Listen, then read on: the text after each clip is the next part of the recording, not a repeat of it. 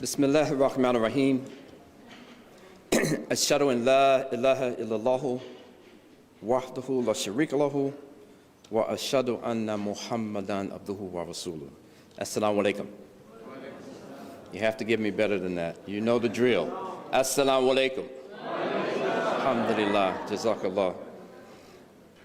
Brothers and sisters, I would like to thank all of you for taking the time out this evening to join us as we talk about some very important subjects as it relates to the Muslim community, and that is our lack or our active participation in the issues that affect all of us.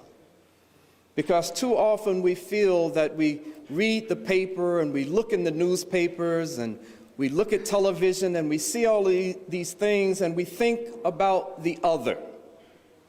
But if you and I are to be a very important part of the growth and development of this nation, there's a limit to looking at the people outside of our ranks as the other. We can't have it both ways. We can't say that we are Muslims, American Muslims, and then look at the problems of the society and say that is from the others, that we don't have any role to play in some of these issues. And so, alhamdulillah, I see, and not a book, but just a booklet that is being distributed to you now, and I want to say that my mentor and the person who, whatever I've written, wallahi azim, is rarely a word that I write that I don't think about this particular brother, because other than my wife, there has been no single person that has encouraged me and gotten on me about not writing any more than Dr. Suleiman Yang. And so, alhamdulillah, let's give him a hand. Alhamdulillah, he is a treasure that has been with us for so many years, and I thank Allah, and we thank Allah for all of the work that Dr. Yang has done. I want to talk very briefly, and you can get some of the details about what I'm talking about now, about cruel and unusual punishment, America's prison industrial complex. And let me give you just a little bit of background. In 1961, a United States hero by the name of Dwight Eisenhower. Eisenhower was a military general. He was also a president of the United States. And Eisenhower, in his farewell address to the nation, talked about warning the nation that, let me tell you something that's really important that you not allow to happen in this land, and that was the inordinate influence on the part of business, particularly those who are making the weapons, and the political leaders who are deciding whether or not this nation would engage in war. And General Eisenhower, President Eisenhower, coined this kind of relationship as being a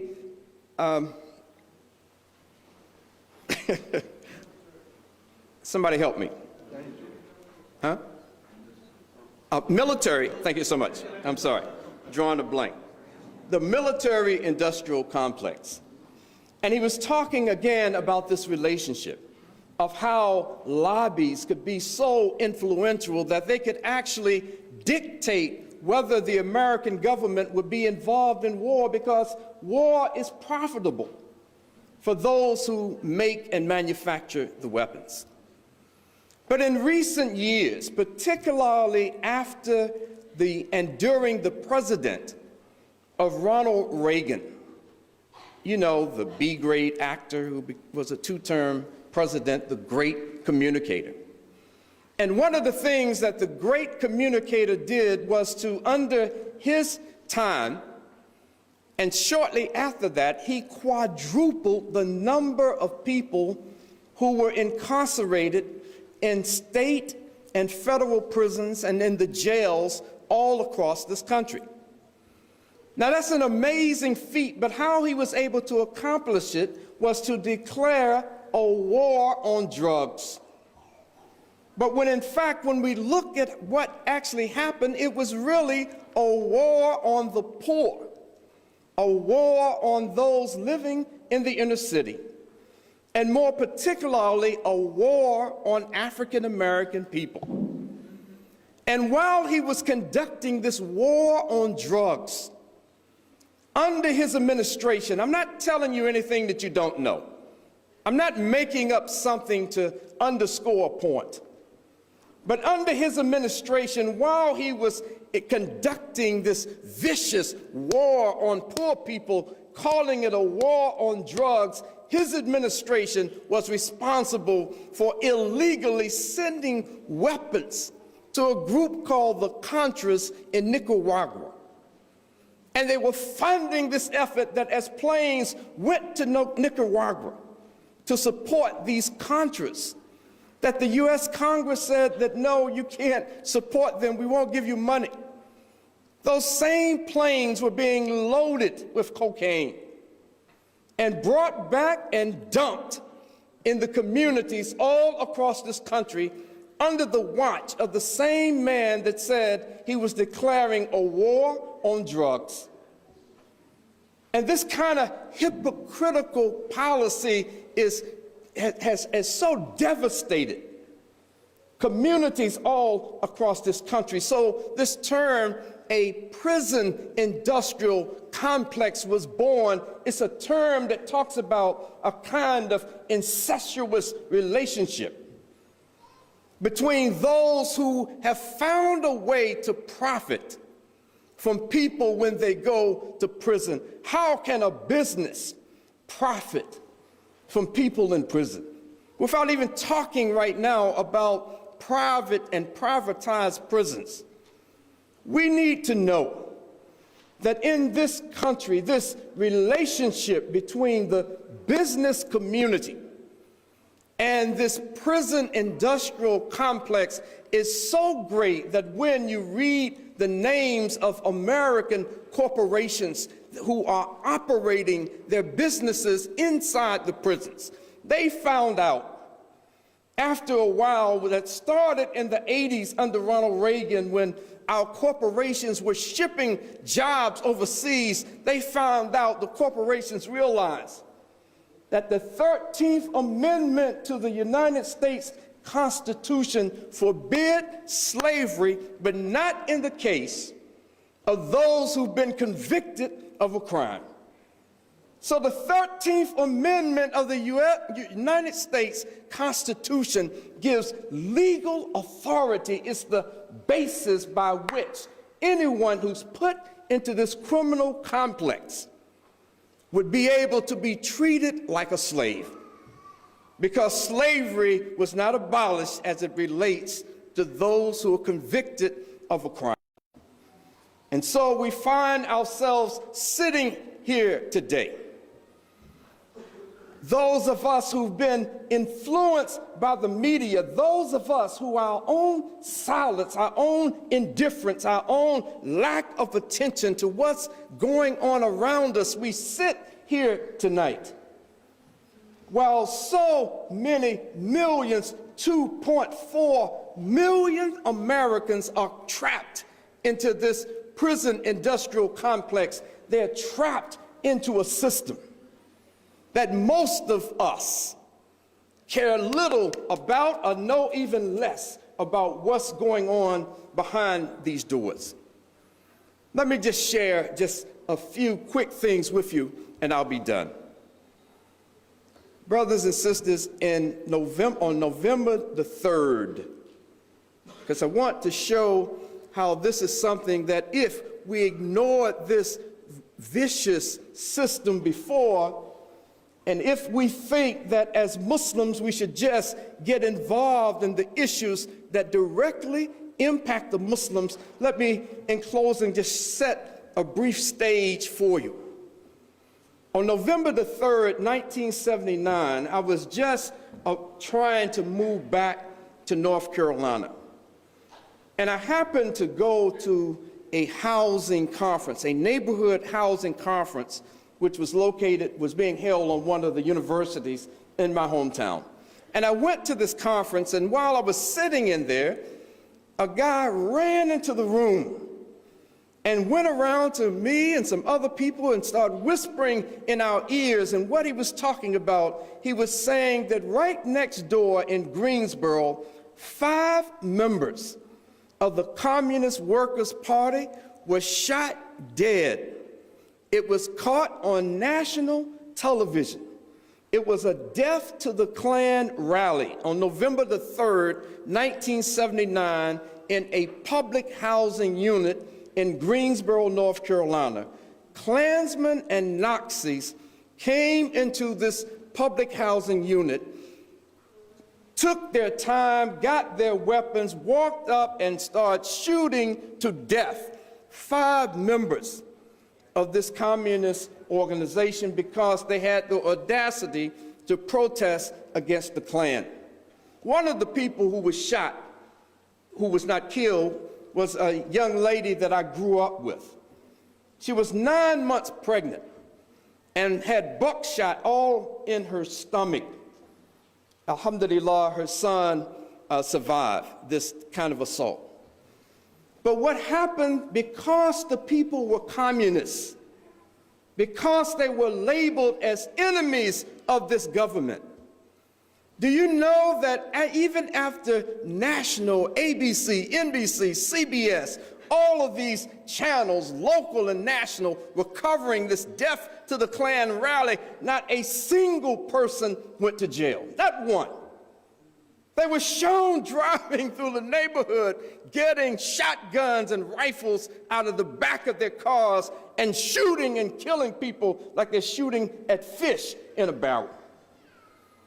And they were able to accomplish this feat with no kind of punishment, nothing. Don't go to jail for a day. Why? Because the American media had so programmed the people that they said that they are communists, they're atheists. And so whatever happens to these people, it's okay because they don't believe in God. And in America, that's a buzzword. It's something that gets people excited. So fast forward to where we are today. We talk about Islamophobia.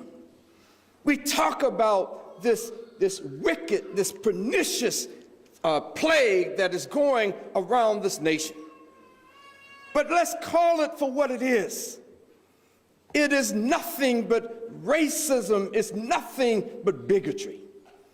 It's nothing but a form of hatred that people all around the country are being programmed with. And how does the nation respond to this? In the prison industrial complex, the response is, let's set up, and I'm not saying exclusively, by no means this is the case, but in many of what are called supermax prisons, every prison has a segregation unit.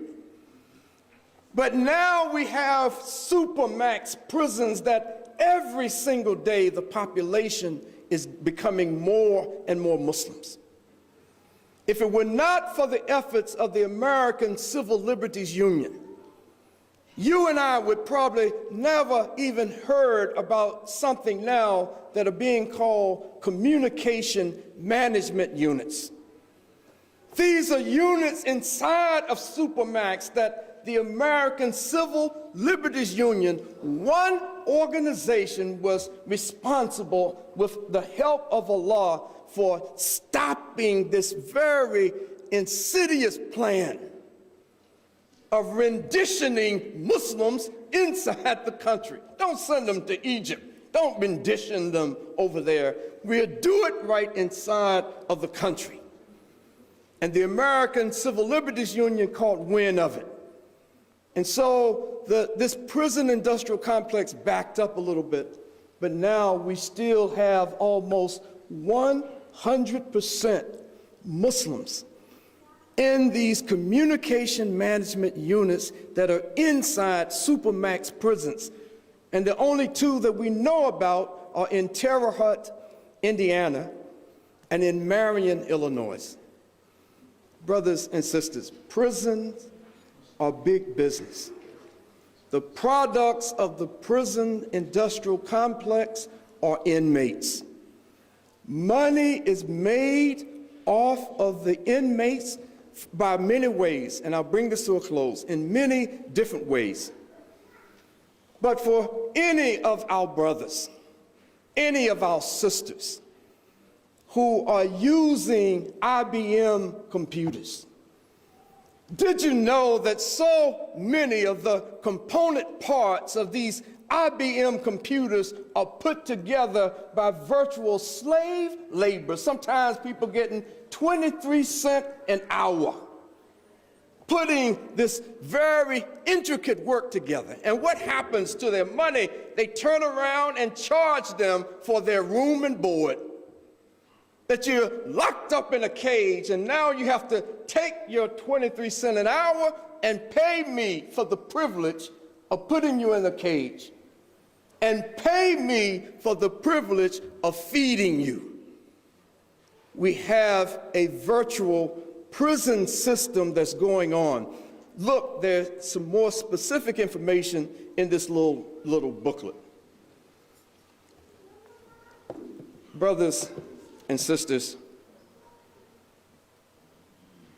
when we look at an industry that has as its product human beings, then we find that those who have money see an opportunity to make more money. This is why we have this increase in privately owned prisons, where the state and even the federal government will contract out with private prisons that have very little oversight, that find that I get a fixed amount of money for these inmates. And so how I can maximize my profit for my investment is that I'll feed these people a lot less than what they would get anywhere else. I'll crowd them into in crowded situations that even at the worst of conditions in the public facilities, you won't find comparable in these private prisons. I'll freeze them out in the winter. I'll burn them up in the summer. Prisons and this prison industrial complex has turned into big business. It is a big, growing business, with the product being other human beings. And so now, where do we sit this evening? When we know something, when we learn of a thing, do we still just say, well, this is somebody else's problem? How many people have heard the name Troy Davis? Okay. Troy Davis is a young man that was executed recently in Georgia. He was convicted a couple of decades ago of killing an off-duty policeman as this off-duty policeman tried to stop a robbery in progress. 7 of the witnesses that testified against him recanted their testimony. They said that we were forced to say what we said. Former President Jimmy Carter, the Pope in Rome, Desmond Tutu, it was Danny Glover, the actor. It was a who's who of national and international personalities coming out saying, state of Georgia is no way that you can execute this man. You just can't do it. The evidence is just too flimsy, but of course, they went on and executed the man anyway. My son-in-law was much more intimately involved in this case than I was. I attended a few rallies and things like that, but my son-in-law told me on a trip down there, you know what, I don't know how I didn't tell you that Troy Davis was a Muslim. His name was Abdul Rahim Sadiq. And so we gave janazah guide in our masjid in North Carolina for our Muslim brother. And when I announced after Salatul Juma, we're going to do janazah for this Muslim brother, so many people, what's wrong with the Imam? He's lost his mind. How in the world can you pray for this kafir? Astaghfirullah. Brothers and sisters, whether we're talking about Afia Siddiqui, whether we're talking about Imam Jamil Alameen, the prisons and these supermaxes and these executions are increasing every day with the number of Muslims who are standing up for us, who are working on our behalf. But we have this attitude that if they're in prison, they must have done something wrong, that they must have done something to put them where they are. So brothers and sisters, those of you who have children, those children in high school age and older, encourage them to get involved. Because you may be busy. Your job may not afford you the time and opportunity. Have your children get involved in the Council for Social Justice. Have them get involved in other organizations that are working on behalf of this ummah. You understand, as I try to understand, the relationship between what we do, the stand that we take for others, can do nothing but help bring allies and supporters to this ummah as we desperately need these allies and supporters. Assalamu alaikum.